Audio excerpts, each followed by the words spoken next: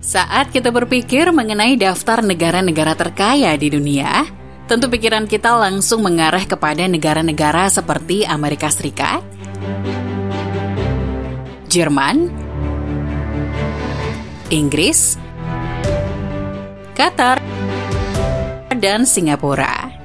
Itu adalah suatu hal yang wajar, karena memang negara-negara tersebut adalah negara-negara yang saat ini menempati urutan-urutan atas dari daftar negara dengan PDB per kapita terbesar di dunia. Namun, ternyata ada satu negara kecil di Kepulauan Pasifik yang pernah menyandang predikat tersebut. Negara tersebut bernama Nauru.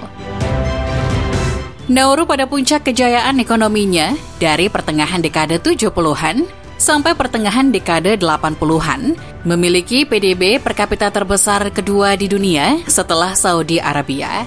Tentu menjadi sebuah pertanyaan besar, bagaimana negara yang sekaya itu bisa tidak banyak diketahui oleh orang-orang di era informasi saat ini? Untuk mengetahui alasannya, kita perlu mengetahui kisah Nauru dan kejatuhan ekonomi yang dialami negara tersebut.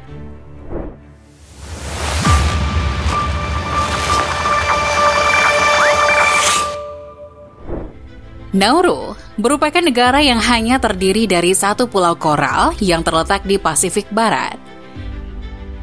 Dalam sejarahnya, pulau tempat negara ini berdiri memang terisolasi dengan tetangga terdekatnya yaitu Banaba yang terletak 300 km di timur Pulau Nauru. Wilayah negara ini hanya terdiri dari satu pulau koral yang memiliki luas sekitar 21 km persegi dengan jalur pantai yang sempit tetapi relatif subur, serta terdapat bukit-bukit kecil yang memiliki tinggi sampai 65 meter. Bukit-bukit kecil inilah yang menyimpan kandungan fosfat yang kaya, yang mana pada saat ini telah habis ditambang. Nauru memiliki persediaan air tawar yang terbatas, dan bergantung pada alat desalinasi, penampung air hujan, dan kiriman air tawar dari negara tetangga mereka seperti Kepulauan Solomon. Nauru pada awalnya ditempati oleh bangsa Mikronesia yang datang dari arah barat laut Nauru sekitar 3.500 tahun yang lalu. Seiring waktu berjalan, kompetisi dan pertempuran di antara 12 suku yang menempati pulau ini berujung pada ketimpangan dalam hal kepemilikan tanah. Bangsa Eropa pertama kali melakukan interaksi dengan pulau itu pada tahun 1798 dan menamainya sebagai Pleasant Island. Pada abad 19, kandungan fosfat yang dapat memiliki nilai komersil untuk pertama kalinya ditemukan di Nauru. The Pacific Phosphate Company mulai melakukan aktivitas pertambangan di Nauru pada tahun 1907. Saat itu status Nauru adalah sebagai daerah perwalian Jerman. Pada tahun 1914, pasukan ekspedisi Australia merebut kontrol Nauru dari tangan Jerman dan membuat Nauru berpindah tangan menjadi wilayah kekuasaan administrasi Australia yang saat itu berada di bawah kerajaan Inggris. Pada tahun 1920, British Phosphate Corporation atau BPC mengambil alih aktivitas pertambangan fosfat di Nauru. Selanjutnya, selepas Perang Dunia Kedua, Nauru, sebagaimana layaknya Papua Nugini, menjadi wilayah yang dikuasai oleh Perserikatan Bangsa-Bangsa dengan negara Australia sebagai pemegang otoritas administrasinya. Pada tahun 1967, Nauru akhirnya mendapatkan kontrol penuh atas BPC, yang mana pada akhirnya manajemennya dialihkan kepada Nauru Phosphate Corporation atau NPC. Nauru menjadi negara yang merdeka setahun setelahnya dan menjadi negara independen terkecil kedua di dunia setelah Vatikan. Nauru juga menjadi negara kedua di Kepulauan Pasifik yang memperoleh kemerdekaannya. Pada saat kemerdekaannya, banyak yang memprediksi kalau cadangan fosfat kaya yang dimiliki oleh negara ini dapat menjadi basis finansial untuk perkembangan jangka panjang. Dan hal itu juga akan mengkompensasi kekurangan negara ini dari segi luas wilayah. Pada awalnya, prediksi tersebut dapat dibilang tepat. Kepemilikan Nauru atas banyaknya tambang dan sumber daya fosfat di negaranya membuat Nauru menjadi negara dengan pendapatan per kapita tertinggi di regional Pasifik dan mungkin di dunia, meninggalkan jauh negara-negara tetangganya di regional yang Pasifik. Meskipun Nauru tidak pernah mengeluarkan data resmi mengenai pendapatan per kapitanya, banyak yang mengestimasikan kalau pada masa puncaknya di tahun 1970-an, pendapatan per kapita negara tersebut sekitar 50.000 US dollar. Bahkan, banyak juga pihak yang menganggap kalau angka itu terlalu rendah dan Nauru memiliki pendapatan per kapita yang lebih tinggi dari estimasi itu. Hal ini yang membuat pada masa itu, Nauru dikenal sebagai negara republik terkecil sekaligus terkaya di dunia. Fenomena ini membuat ketimpangan yang sebenarnya terjadi di Nauru akibat ketimpangan kepemilikan tanah di negara tersebut menjadi tertutupi. Kontrol terhadap industri fosfat dan kemerdekaan yang dimilikinya memberikan Nauru aset finansial dan kekuatan politik yang besar. Dekade 70-an dan beberapa tahun sebelumnya menjadi saksi perubahan arah perekonomian Nauru dengan melakukan investasi di luar negeri. Dimulai dengan dikembangkannya Air Nauru dan Nauru Pacific Line dan pembelian gedung perkantoran seperti gedung 52 tingkat bernama Nauru House seharga $45 juta di Melbourne dan gedung-gedung sejenis di Sydney, Saipan, dan kota-kota lainnya. Nauru juga membangun hotel-hotel, termasuk hotel terbesar mereka di Kepulauan Marshall, dan bisnis-bisnis lainnya, di antara lain saham pada industri fosfat di Filipina dan India, serta investasi finansial lainnya. Nauru menjadi Kuwait sebagai model pengembangan ekonominya, dan investasi mereka dirancang oleh perusahaan Philip Sharpnel & Co. yang berbasis di Sydney. Demikianlah yang akhirnya membuat Nauru 2 dekade setelah kemerdekaannya berubah dari negara yang awalnya hanya bergantung pada industri fosfat, menjadi mempunyai cadangan modal yang signifikan dan memiliki keadaan finansial yang sama dengan negara produsen minyak di Timur Tengah yang merupakan capaian besar, mengingat Nauru hanya merupakan negara kecil di Kepulauan Pasifik.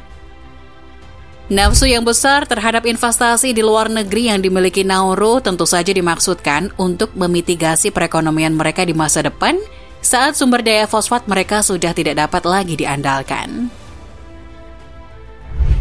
Besarnya industri fosfat yang dimiliki oleh Nauru juga membuat negara ini mampu untuk menjadi welfare state.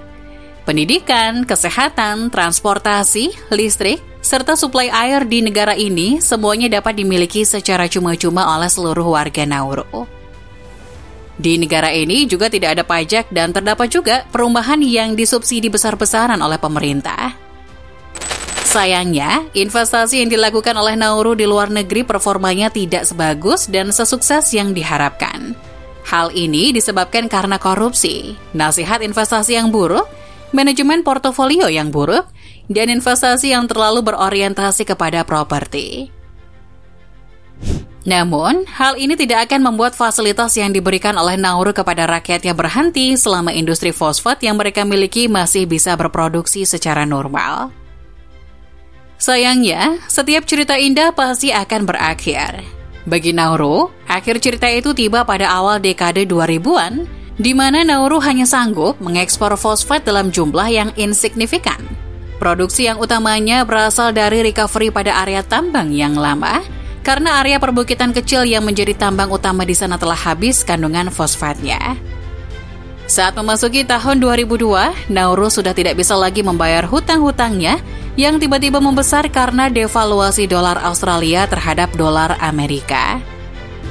Oleh karena ini, hutang Nauru pun semakin bertambah dari hari ke hari, sehingga memaksa Nauru menjual aset-asetnya yang berada di luar negeri, termasuk properti-propertinya seperti Nauru House yang terletak di kota Melbourne dan Mercure Hotel yang ada di kota Sydney.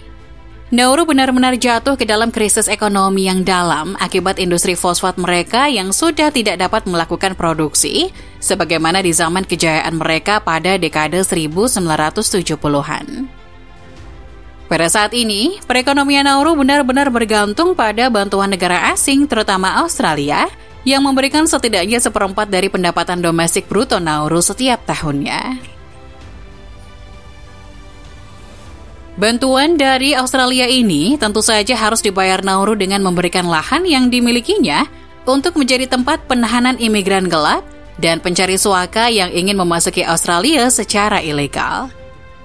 Khusus pencari suaka, mereka hanya akan ditahan di Nauru hingga proses permohonan suaka mereka mendapatkan keputusan dari pemerintah Australia. Pada titik terendahnya, tingkat pengangguran di Nauru sempat menyentuh angka 90% pada tahun 2004. Tetapi, tingkat pengangguran ini sudah berkurang menjadi setengahnya atau 45% pada tahun 2011. Masyarakat Nauru juga mempunyai angka harapan hidup yang rendah, yaitu 60,4 tahun, yang tentu saja disebabkan banyak warganya yang tidak sanggup untuk melakukan hidup sehat dan membayar biaya kesehatan. Hal yang tidak akan terjadi di masa di mana Nauru menggratiskan seluruh pengobatan warganya saat industri fosfat masih berproduksi dengan lancar. Terakhir, permasalahan Nauru juga tidak berhenti pada permasalahan ekonomi, tetapi juga merambah ke permasalahan ekologi. Aktivitas penambangan fosfat yang berlangsung selama puluhan tahun di pulau ini membuat keadaan alamnya menjadi rusak parah dan tidak bagus untuk penduduk Nauru itu sendiri. Sementara itu, usaha untuk merehabilitasi Nauru yang dilakukan oleh Australia dapat dibilang tidak berjalan dengan lancar, karena hanya berhasil merestorasi satu area kecil yang dinamakan Pit 6 yang berfungsi sebagai tempat penahanan dan penjara di Nauru. Padahal target yang dicanangkan adalah sekitar 400 hektar. Hal ini diperparah dengan pemanasan global yang membuat Nauru diprediksi akan tenggelam jika pemanasan global yang terjadi terus berlanjut dengan tingkatan yang sama. Begitulah kisah singkat dari Nauru, negara yang dianugerahi sumber daya alam yang berharga dalam bentuk fosfat. Tetapi karena inkompetensi dan keserakahan petinggi-petinggi Nauru dalam mengelola hasil dari sumber daya alam yang mereka miliki, membuat negara ini kemudian jatuh ke dalam krisis ekonomi sampai sekarang. Kisah Nauru juga menjadi cerminan kalau keserakahan manusia tidak hanya dapat merusak manusia di sekelilingnya, tetapi juga dapat merusak alam serta ekosistem di mana manusia serakah tersebut hidup.